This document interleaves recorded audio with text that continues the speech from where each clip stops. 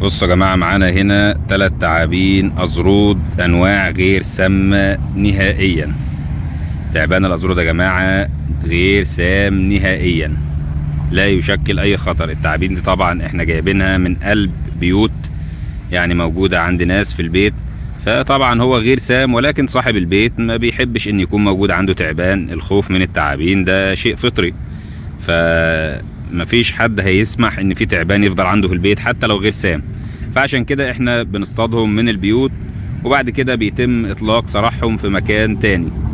وهنا يا جماعه التعبان الصغير ده اللي هو كنت انا مصور عليه، اللي هو كان مرشوش بوهيه لون فضي، ولكن بصوا هنا يا جماعه، هنا ابتدت طبعا الوان البوهيه تروح، وابتدى لون التعبان الحقيقي يظهر.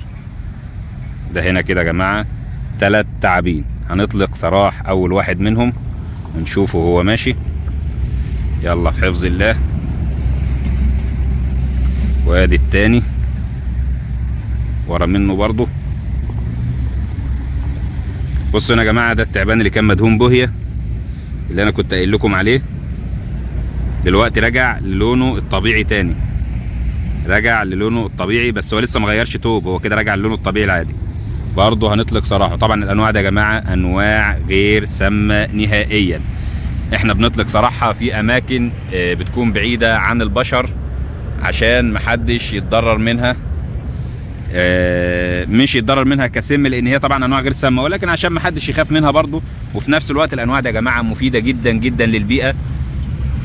طبعا احنا بنطلقهم في مكان يكون قريب من الميه، ومكان برضو يكون متوفر فيه الفرائس بتاعتهم، عشان برضو يقدروا ان هم يكملوا دورة حياتهم، ويقدروا ان هم يعيشوا بسلام.